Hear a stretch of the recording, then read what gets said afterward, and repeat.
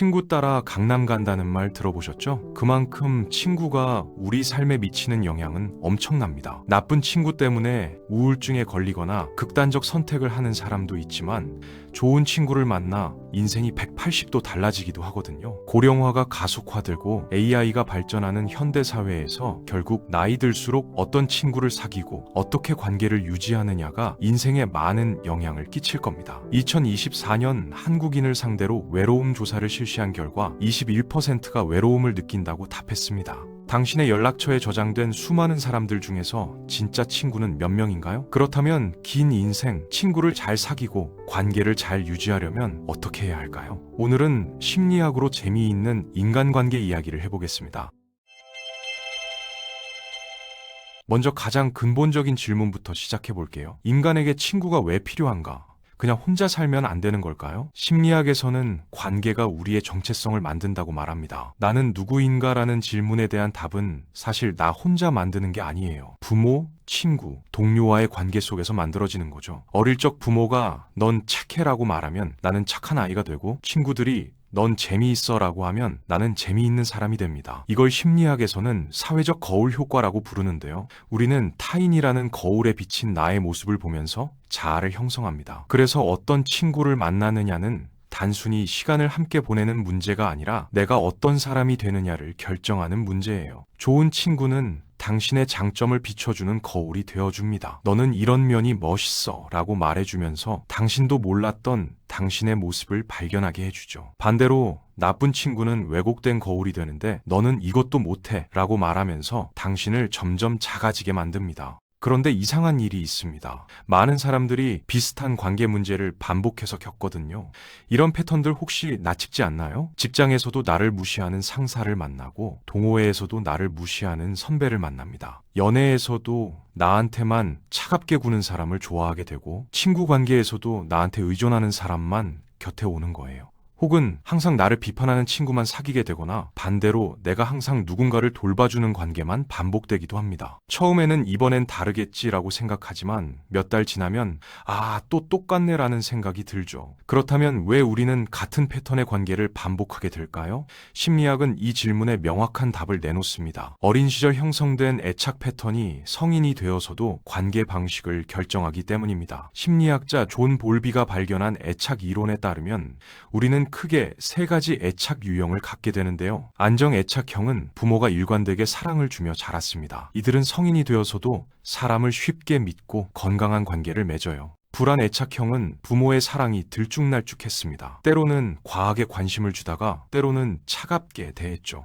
이들은 성인이 되어 관계에서 끊임없이 확인받고 싶어 합니다. 회피 애착형은 부모가 정서적으로 거리를 두며 자랐어요. 이들은 성인이 되어 친밀함을 두려워하고 거리를 두려고 합니다. 여기서 중요한 건 우리는 무의식적으로 어린 시절의 관계 패턴을 재현하려고 한다는 겁니다. 부모에게 인정받지 못하고 자란 사람은 무의식적으로 나를 인정하지 않는 친구를 선택해요. 왜냐하면 그게 익숙하기 때문입니다. 심리학에서는 이걸 강박적 반복이라고 부르는데, 해결되지 않은 과거의 상처를 현재에서 다시 경험하면서 이번엔 해결해보려는 무의식적 시도라고 해요. 하지만 패턴만 반복될 뿐 문제는 해결되지 않는 경우가 대부분이죠.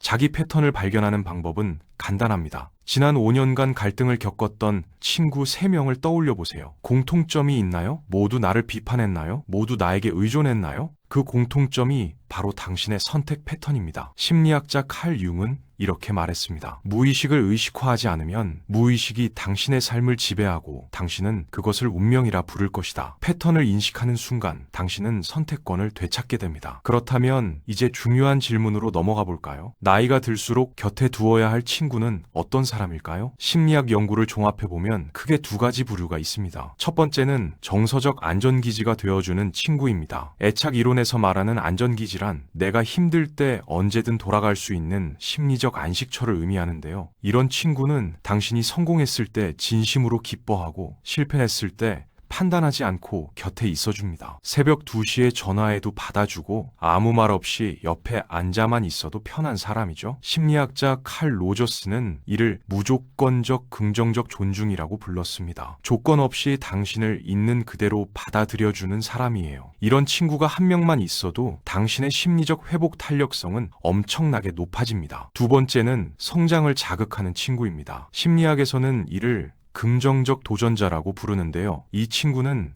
당신을 편안하게 해주기보다는 건강하게 불편하게 만듭니다. 넌 그것보다 더 잘할 수 있어 라고 말하면서 당신의 가능성을 끄집어내는 사람이에요. 단, 이 친구는 비판이 아니라 기대로 당신을 자극합니다. 넌 왜 그것밖에 못해가 아니라 네 안에 이런 잠재력이 있는데 한번 도전해볼래? 라고 물어보는 거죠. 심리학자 레프 비고치키는 이를 근접 발달 영역이라고 불렀는데 혼자서는 할 수 없지만 누군가의 도움으로 해낼 수 있는 영역을 의미합니다. 이 두 부류의 친구가 균형을 이루면 최고입니다. 안전기지 친구는 당신에게 심리적 안정을 주고 성장 자극 친구는 당신을 앞으로 나아가게 만들거든요. 그런데 반대로 나이가 들수록 반드시 정리해야 할 인간관계도 있습니다. 이것도 크게 두 가지 부류로 나눌 수 있어요. 첫 번째는 에너지 흡혈귀형입니다. 이들은 항상 자기 이야기만 하고 당신의 이야기는 듣지 않습니다.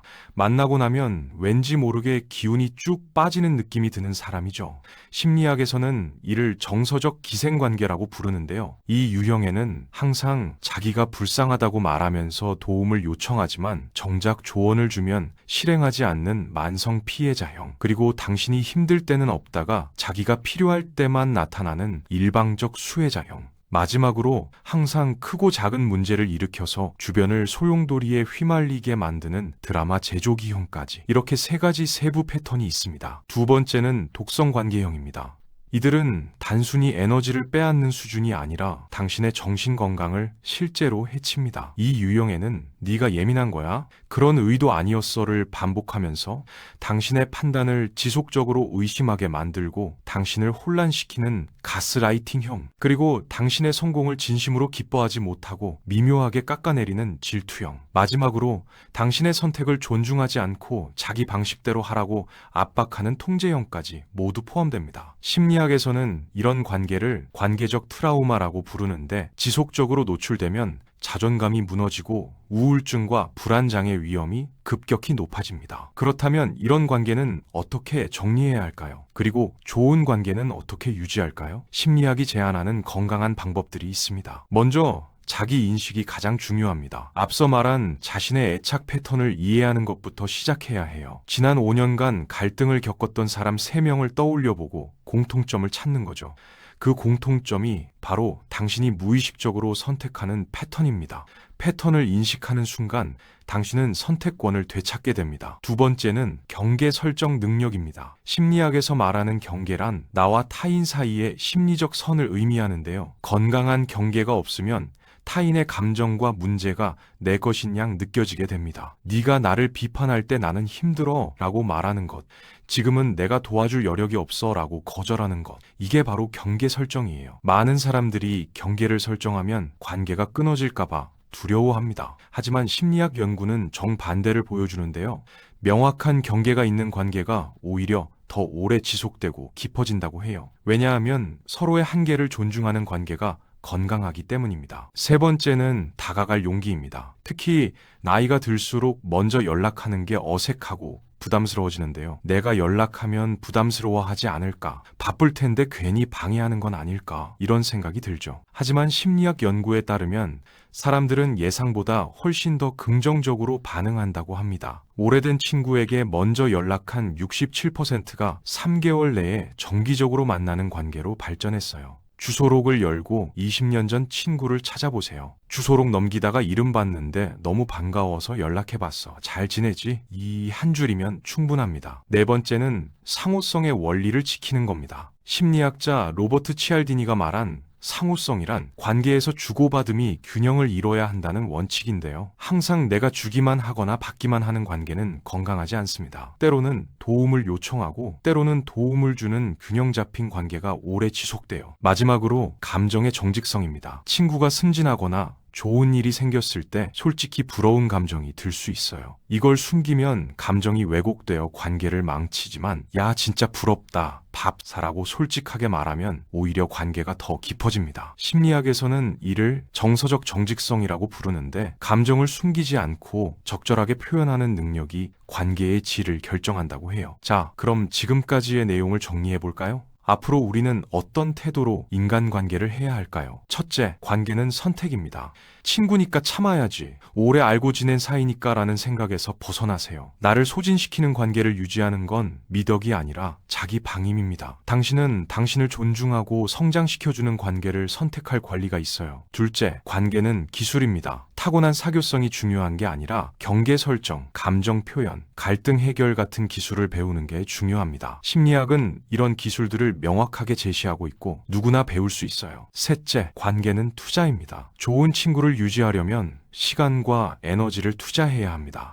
주 1회 90분의 깊은 대화, 정기적인 안부, 어려울 때 곁에 있어주기, 이런 것들이 누적되어 깊은 관계를 만듭니다. 마지막으로 가장 중요한 진실을 말씀드리겠습니다. 인간은 혼자 살아갈 수 없습니다. 당신의 친구가 사람이든 전자기기이든 반려동물이든 상관없습니다. 우리는 결국 누군가 무언가와 연결되어 살아가는 존재예요. 심리학자 매슬로우는 소속과 사랑의 욕구가 충족되지 않으면 인간은 심리적으로 병들 수밖에 없다고 말했습니다. 특히 고령화 시대에 시간이 흐를수록 사람과의 연결은 더욱 중요해질 겁니다. 55세 이상에서 도움을 청할 수 있는 사람이 평균 2.1명밖에 안 되고 퇴직 후 관계망이 93%나 소멸하는 게 한국의 현실이거든요. AI가 아무리 발전해도 전자기기가 아무리 편리해져도 인간의 따뜻한 손길과 공감하는 눈빛을 대신할 수는 없습니다. 외로움은 하루 담배 15개를 피우는 것만큼 치명적이라는 연구 결과가 있어요. 그러니 지금부터 시작하세요. 오늘 이 영상에서 들은 내용을 하나씩 실천해보는 겁니다. 먼저 자기 패턴을 돌아보세요. 20년 전 친구에게 연락해보세요. 에너지를 빼앗는 관계는 정리하고 나를 성장시키는 관계에 투자하세요. 경계를 설정하는 연습을 하고 감정을 솔직하게 표현하는 용기를 내보세요. 심리학이 말해주는 건 명확합니다. 3명의 좋은 친구면